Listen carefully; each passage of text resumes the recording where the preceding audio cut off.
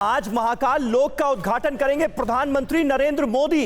बेहद भव्य और अद्भुत बना है उज्जैन का महाकाल लोक। पूरी तरह बनकर तैयार है, सच कर तैयार है।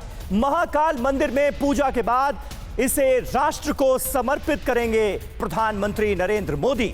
856 करोड़ की लागत से तैयार हुआ है ये बेहद खूबसूरत और दिव्य महाकाल लोक। महाकाल लोक में बने 108 खंबे शिव के तांडव रूप को दिखाते हैं। तस्वीरें भी आपको दिखा रहे हैं दिन और रात की, और ये तस्वीरें बेहद खूबसूरत हैं और महाकाल लोक की भव्यता का अंदाजा इन तस्वीरों को देखकर लगता है।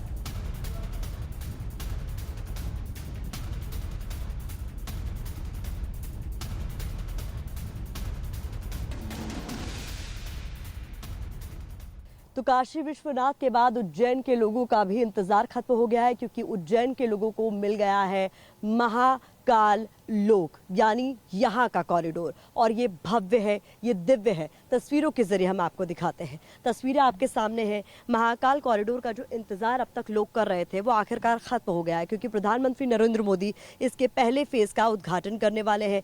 750 करोड़ की लागत से इस महाकाल कॉरिडोर को बेहद खूबसूरत अंदाज में डिजाइन किया गया है, तैयार किया जा रहा है। और इसके पहले फेज की अगर बात करें तो प्रथम चरण में करीब 350 करोड़ रुपए की लागत अब तक आई है, और इसकी खूबसूरती देखते ही बन रही है। जो लाइटिंग आप इसकी देख रहे हैं वो भव्य है, विहंगम दृश्य आपके सामने है। और इस कॉरिडोर को शिव पुराण की कथाओं के आधार पर तैयार किया गया है। जो सामने तस्वीरें आपको नजर आ रही हैं, यहाँ पर खूबसूरत कलाकृतियां दीवारों पर उकेरी गई हैं, गुलाबी रंग के पत्थरों पर उकेरी गई हैं, जिसके नीचे बाकायदा QR कोड्स दिए गए हैं, ताकि आप न केवल इन्हें देखें पर इनके बारे में जान भी सकें। जो कथाएं बता रही हैं उन्हें समझ भी सके, और जो नई पीढ़ी है वो यहाँ आए तो उनका ज्ञानवर्धन जरूर हो। खूबसूरत तस्वीरों के जरिए एक बार फिर से इस कॉरिडोर को हम आपको दिखा रहे हैं, ताकि आप समझ सकें कि किस तरीके से यहाँ पर जो प्रथम चरण की तैयारियां हैं वो पूरी हो चुकी हैं। ये कॉरिडोर जो है करीब 900 मीटर लंबा है। कॉरिडोर में 108 स्तंभ हैं, 192 मूर्तियां हैं, 53 म्यूरल्स हैं। तो यहाँ करीब बताया जा रहा है कि जो आसपास का कॉरिडोर के आसपास का क्षेत्र है उस पर करीब 12,000 पेड़ लगाए जा रहे हैं, ताकि यहाँ पर हरियाली जो है उसे भी मेंटेन किया जा सके। तैयारियां पूरी हो चुके हैं, सुरक्षा के चाक चौबंद इंतजाम है।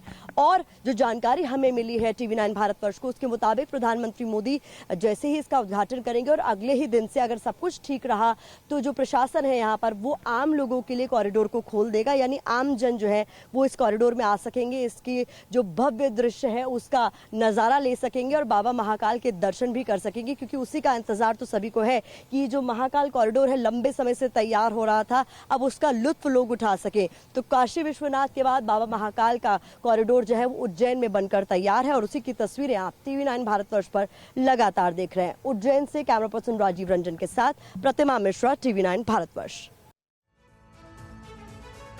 और आइए अब आपको दिखाते हैं TV9 भारतवर्ष संवाददाता प्रतिमा मिश्रा के साथ स्मार्ट सिटी उज्जैन के CEO आशीष पाठक की वो खास बातचीत, जिसमें वो महाकाल लोक की विशेषता बयां कर रहे हैं।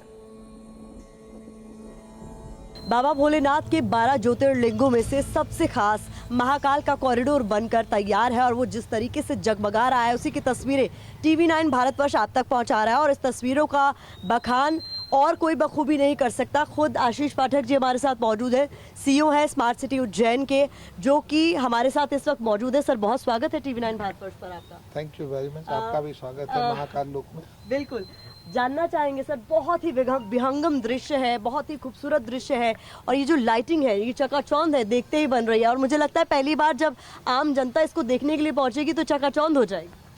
नहीं, काफ़ी अच्छा एक हम लोगों ने महाकाल लोक का जो निर्माण हुआ है, और उसमें जो रात्रि में इसमें जब लाइट जलती है तो निश्चित तौर पे इसकी शोभा और बढ़ जाती है। हम यहाँ रुक सकते हैं? जी सर। हाँ, निश्चित तौर जी। बाबा महाकाल के दर्शन में जो आने वाले श्रद्धालु हैं जी, उसकी एरिया होल्डिंग कैपेसिटी, क्योंकि काफ़ी संख्या में श्रद्धालु यहाँ आते हैं, और ऐसे में एक चैलेंज हो जाता है हम लोगों के लिए कि उनको हम कैसे कैटर करें, उनको कैसे फैसिलिटेट करें। सो ये कमल कुंड है, इसका जो कैपेसिटी है वो 32 लाख लीटर है, और इसमें हमने ना केवल RGB लाइटिंग, फाउंटेन और बाकी सारे चीज़ें बनाई हैं।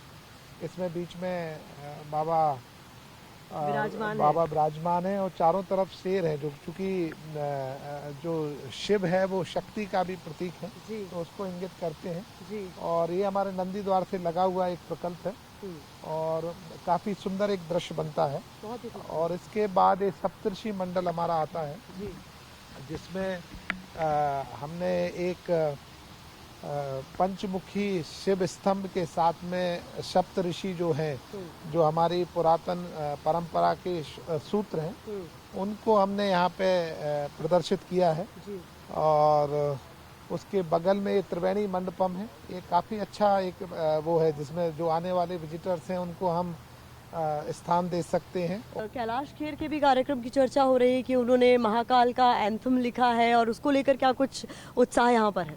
निश्चित तौर पे कल कैलाश खेर जी उज्जैन में महाकाल गान का भी रिवील होगा उनका जी। और वो एक बड़ी एक अच्छा बड़ा अट्रैक्शन भी होगा और हम लोगों के लिए भी एक कनेक्ट है, क्योंकि आपको आप भी ये जानती हैं कि बाबा उज्जैन, बाबा महाकाल उज्जैन और ये हर चीज का केंद्र बिंदु है उज्जैन के आसपास के क्षेत्रों के लिए, ना केवल धार्मिक आस्था का केंद्र है, वरन सांस्कृतिक आर्थिक सारे पक्ष इसमें समाहित हैं। जी। सर बहुत सारी जगहों पर कुछ कुछ लिखा भी गया है।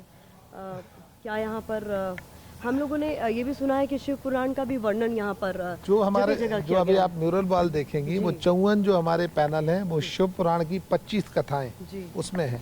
हमने कोशिश की है कि लोगों को उससे कनेक्ट भी कर पाए, तो हमने एक उमा करके ऐप बनाया है, UMA, Ujjain Mahakal audio app.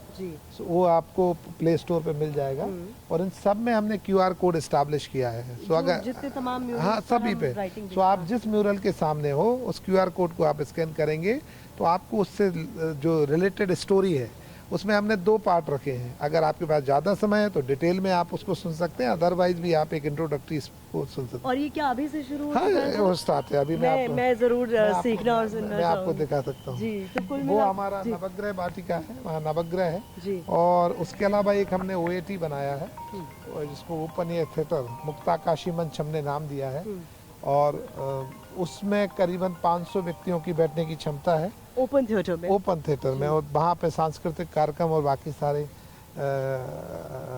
कार्यक्रम हो सकते हैं। जी। ये त्रिपुरासुर वध का प्रसंग है। सो अगर आप इस म्यूरल के सामने हैं तो हम एक एस्टैब्लिश कर रहे हैं कि वहाँ पे ऑडियो ऐप के माध्यम से त्रिपुरासुर की कहानी सुन सकें। सो एक कोशिश ये भी है कि जो नई पीढ़ी है उसको हमारे जो वो ना केवल इस कॉरिडोर को एस्थेटिकली और जो बाकी उससे पर्सपेक्टिव से घूमे, वरन उसके पीछे क्या कहानी है, क्या उसके स्टोरी है, उससे भी रूबरू हो पाए। यहाँ पे हमने नवग्रह वाटिका बनाई है, उसके केंद्र में सूर्य है और बाकी चारों तरफ नवग्रह हैं। उससे संबंधित जो उनके रत्न हैं उनको भी हमने कलर के साथ में यहाँ किया है। उनके उससे संबंधित जो वृक्ष होते हैं वो हम यहाँ पे लगा रहे हैं। सो जो 9 ग्रह हैं जो सृष्टि के और बाकी हमारी जो उसमें मूल माने जाते हैं उनसे संबंधित यहाँ वर्णन है, उनके श्लोक, उनके स्टोन, उनके वनस्पति और उनकी मूर्ति। ये हमारी स्टोन्स के पूरे स्कल्पचर्स हैं। बीच में सूर्य है, तो ये नवग्रह वाटिका है। तो सर सेकंड फेज को लेकर किस तरीके की प्लानिंग और वो है आगे की तैयारी आप लोगों? सेकंड फेज में एक्चुअली हमारा जो पहला फेज है वो उसमें कॉरिडोर और डेवलपमेंट है और उत्तरी तरफ पे जो हमारा दूसरा भाग है वहाँ पे जो बाकी हमारे डेवलपमेंट है वो सेकंड फेज में है। उसमें हम एक हेरिटेज धर्मशाला का हमारा बड़ा प्रोजेक्ट है, उसके अलावा रामघाट का डेवलपमेंट है। उज्जैन महाकाल के साथ साथ ही सिंहस्थ का शहर है। 12 वर्षों में यहाँ कुंभ लगता है।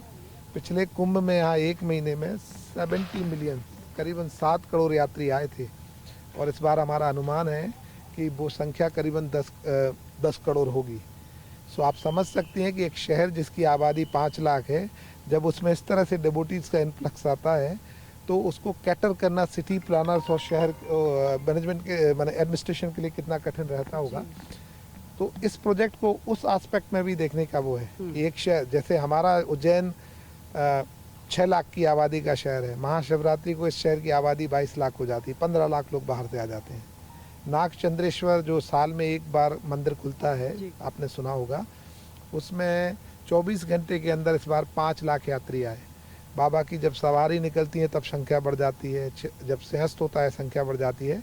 तो ये प्रोजेक्ट का एक जो मूल ध्येय था वो ये भी था कि हम कैसे आने वाले यात्रियों को कैटर करके एक अच्छे अनुभव के साथ बाबा महाकाल के दर्शन करा सकें और उज्जैन से रूबरू करा सकें। देखिए कितनी अच्छी कोशिश यहाँ पर की गई है और बाकायदा यहाँ पर मैं आपको दिखाना चाहूंगी Ujjain Mahakal audio app UMA, जिसे हम शॉर्ट पे उमा कह रहे हैं। इसे आप डाउनलोड करेंगे तो जो म्यूरल्स यहाँ पर तैयार किए गए हैं जो कि शिव पुराण से लिए गए हैं, इन कहानियों के बारे में अगर आप जानना चाहते हैं कि आखिरकार बताने की क्या कोशिश की जा रही है, क्या है इसके पीछे की कहानी, तो उसके लिए आपको केवल इस QR कोड को स्कैन करना है, जिसके बाद आप जो भी यहाँ पर दिखाया जा रहा है तस्वीरों के जरिए उसे सुन सकते हैं, उसका ऑडियो डिस्क्रिप्शन भी यहाँ पर सुन सकते हैं।